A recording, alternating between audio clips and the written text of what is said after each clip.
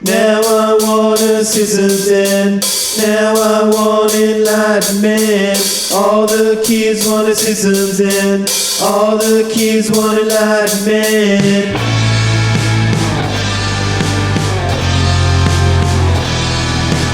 1, 2, 3, 4, 5, 6, 7, 8.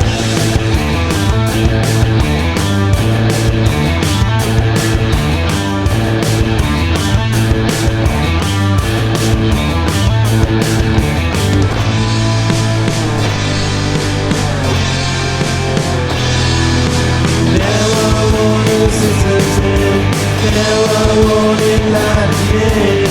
All the kids want a system Zen. All the kids want enlightenment.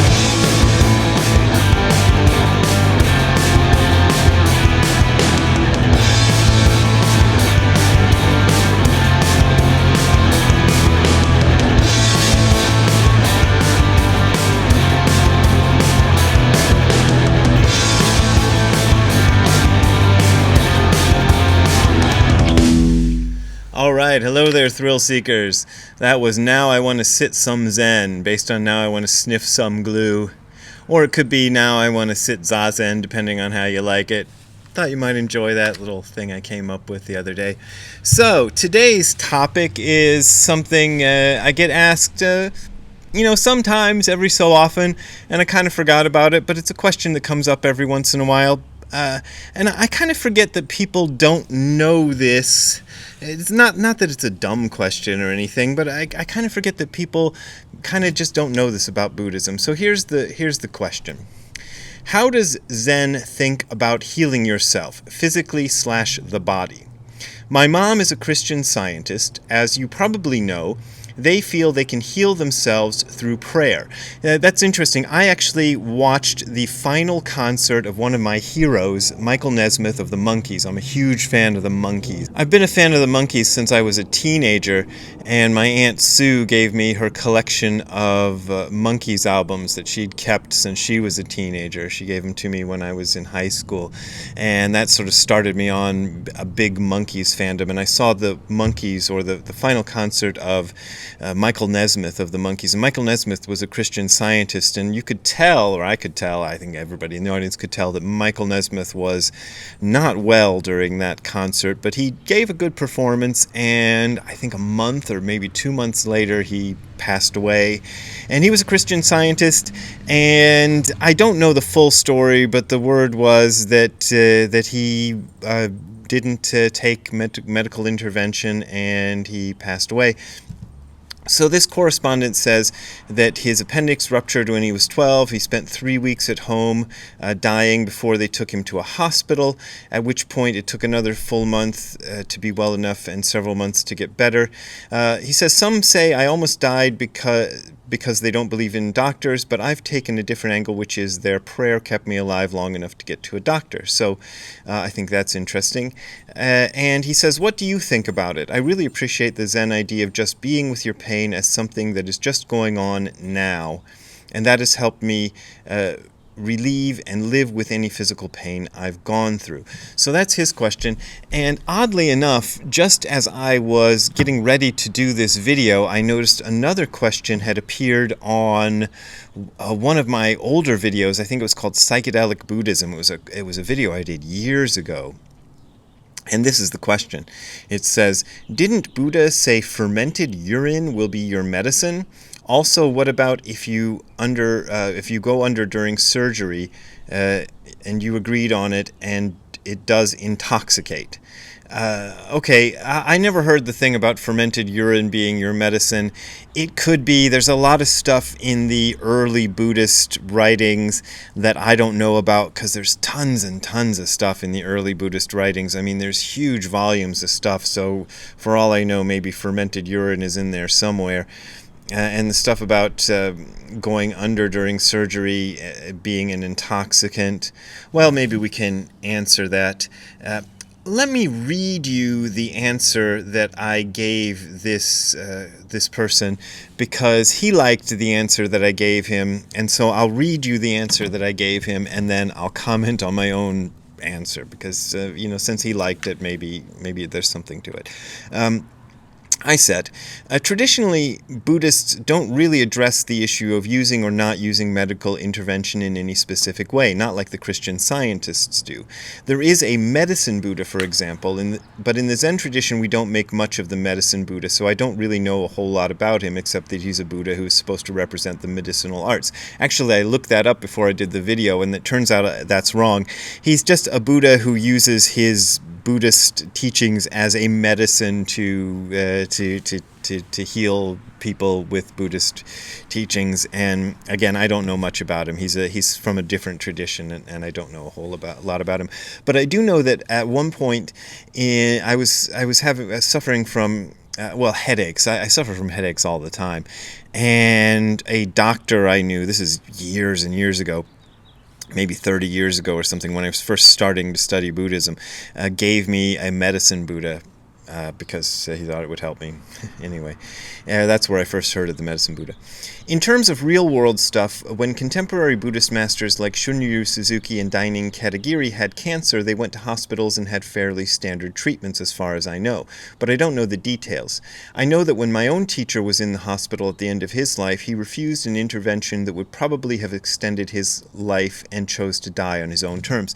As far as I know, he was about to be intubated, and he said, Jibunde jibun no shinu toki o kimeru, which means, I will decide the time of my own death.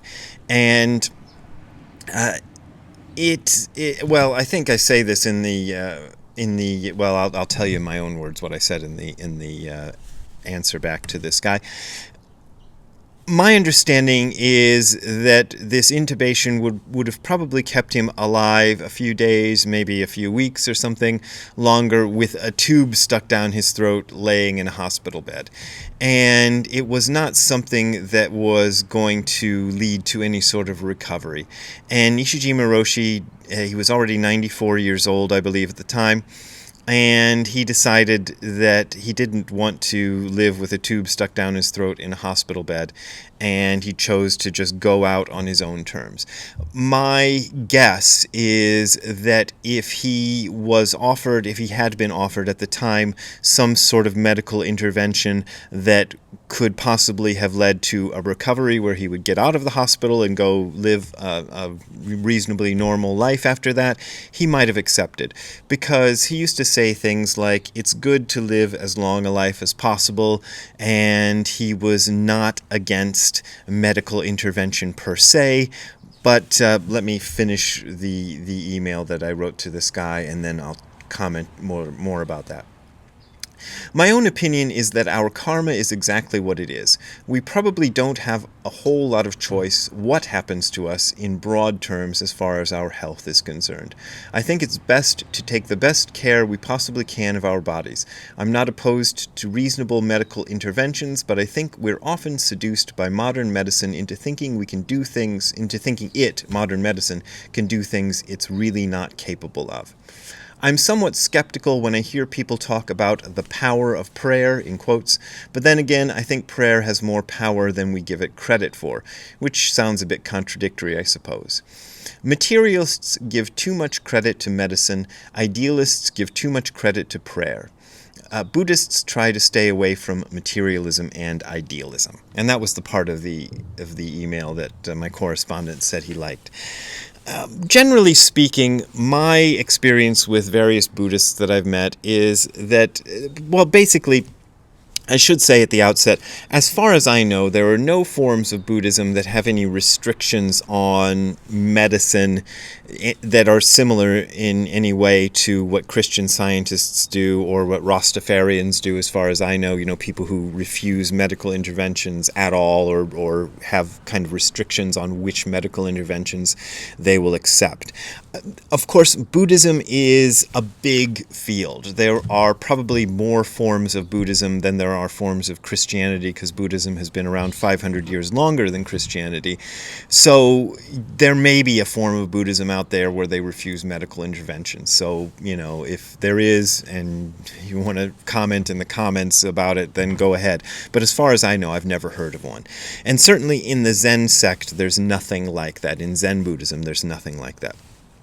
I have found that most Buddhists that I've encountered, their way of dealing with medicine and medical interventions is about the same as whatever is normal in their country. Now, I lived in Japan for 11 years as an American, and what I encountered there, I encountered a lot of Zen Buddhists over there, Japanese Zen Buddhists and also American and British and German and other foreign Zen Buddhists. I encountered a lot of levels of how people deal with medicine. And one interesting thing I noticed is that we Americans have a reputation, at least among Japanese people, and maybe among a lot of people in the world, maybe you can tell me in the comments if you're a non-American watching this, as people who maybe have a little too much faith in medicine, a little bit too much belief that medicine is going to do it all. And I can give you one example of this. At one point, I was living in a house in Tokyo, and we had some plumbing problems. And we called a plumber, and the plumber was supposed to work on the backed up toilet that we had, and he noticed that there was a big bottle of ibuprofen sitting there. I guess it must have been sitting in the bathroom or somewhere near the bathroom because he saw it. And he told my then wife, who was Japanese, that the problem was she was married to an American, and Americans use way too much medicine, which makes their poop hard, and that's what backed up the toilet. Well, we went to a different plumber, and it turned out it had nothing to do with my poop being too hard from medicine, but it had to do with the plumbing being old and worn out and kind of rusted. So it had nothing to do with my poop being too hard. And actually, that big bottle of ibuprofen was because ibuprofen is really expensive in Japan, and I had this kind of habit of whenever I went to America, I'd buy one of those big bottles you can get at CVS or whatever over here and bringing it back home because it was really expensive to buy in Japan. But that was just one example among a few that I encountered in Japan of this reputation we have as Americans of people who overuse medicine. So I was aware of that as a thing that Americans have. Another thing I encountered that might have a little bit more to do with Zen Buddhism is I remember one time when Nishijima Roshi was sick, and I don't remember exactly what was wrong with him, but one of his foreign students gave him some medicine, and he took the medicine, and then he felt better. And somebody said to him, the person who given him the medicine, said to Nishijima Roshi, "Oh, how did that medicine work?" And he said it was excellent, a little bit too excellent, and he kind of laughed at that. But I understood what his meaning was. He was suspicious of any kind of medicine that worked a little too well. And I had a kind of a similar encounter a few years later with some medicine that somebody gave me in Germany. And this was, I had a stuffed nose. I was having a flu or something when I was traveling. And I had a bad stuffed nose, and this person gave me some stuff, and he said, "Here, squirt this up your nose." And I squirted it up my nose, and immediately, like within seconds, all the snot and everything was gone. And I was like, oh, I see what Nishijima Roshi means by too excellent. Because any kind of medicine you take, there's this idea we have of side effects, but any kind of medicine you take affects your entire body. So I'm a little suspicious of anything I put in my body. I'm not unwilling to take medicines, and I do have some ongoing prescriptions for certain things, and especially the headaches that I mentioned earlier that I take and I'm willing to take. But I am generally, in my trajectory through Zen Buddhism, I've kind of gone from being an American who was like willing to take whatever, the doctors prescribed for me and just go gobble, gobble, gobble and take a bunch of stuff, to being a person who was a lot more skeptical and a lot less willing to just put any old thing inside my body because somebody said it was good for me. this has caused me some issues, especially in recent years, if you know what I mean. So there's some food for thought for people who like those kind of things. Anyway, that's kind of where I land on that stuff. So the bottom line is there's no sort of prohibition on medicine, and that most Buddhists are kind of basically they land wherever their culture lands, their overall culture that they come from lands as far as medicine. And like I said to the guy in the letter, Dainin Katagiri and Shunryu Suzuki, when they had cancer, they took the standard cancer treatments. I don't know how far they took them because, like I said, they were Japanese. So my guess would be they probably didn't take them quite as far as an American would have taken those treatments. But just a guess. I wasn't there at the time that it happened. Maybe somebody knows more than I do and wants to weigh in the comments section. But that's where it lands. There's, like I said, there's no specific prohibition. I think among most Buddhists, there's a bit of a kind of skepticism about doing a little too much, or about taking things that are a bit too excellent, or about the kind of American fascination with pharmaceuticals as being kind of magic potions that are going to fix things and put things right. And about this idea that if you have kind of an image of how you want to be, then pharmaceuticals and surgical options that are offered to you by the medicine men are the way to go to make you fit the image that your mind has of how you want to be. I know that's a little vague, but I think it might be best not to get too fine-pointed lest I offend people. So, we'll just leave it at that. So there you go. That's what I want to say about medicine and Buddhism on this short video. So I hope you enjoyed it. And if you want to donate to me, my various, I don't know how to end this.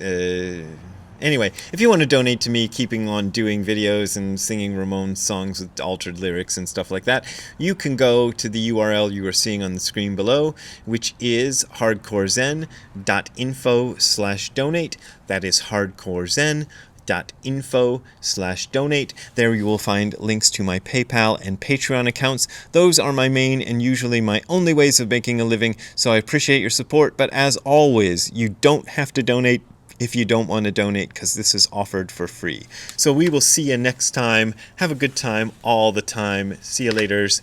Bye. Hey Ziggy, how do you feel? How do you feel about what I had to say about medicine? Do you think it's okay? Think I'm going to make people mad? I don't think so. Oh, did you spot a fly? Can you get it? Alright, we'll talk to you later, Ziggy. See ya. Bye.